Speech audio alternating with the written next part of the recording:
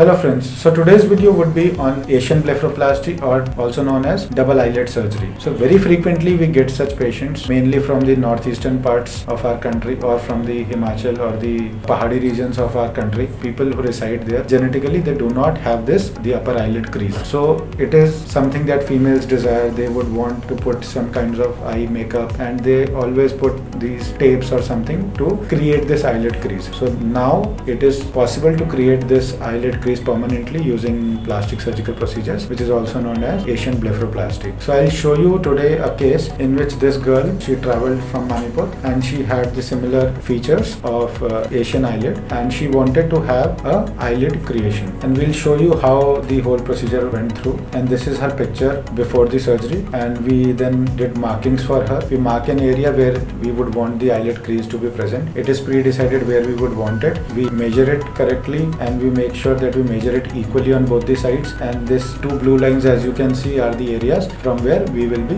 removing a little bit of skin and muscle. And what happens is the crease is formed because there's a connection between the skin and the muscles, and when we lift our eyes, the lid crease is formed and the skin rolls behind. So this is what we do surgically. We give a small cut on the lines as we have shown you, and on this cut we open, we remove the skin, and then we remove a very thin strip of muscle, and then we take a stitch, and this stitch is taken, and this is how you see yourself later on. And this is the initial result. Initially you would see a lot of swelling, the lid fold would appear to be raised a lot, and this is the result immediately after the surgery. Initially you would see a lot of swelling, you would see the lid crease to be a bit higher than what you would expect, and this is very normal because after about a month's time, as the swelling will subside, the lid crease will drop by a millimeter or two, and then you will have a final result. And this is the final picture of how you look later on, and this is the pictures with your eyes closed, and this is the picture with your eyes open, and you can appreciate the changes in the eyelid and how beautifully the creases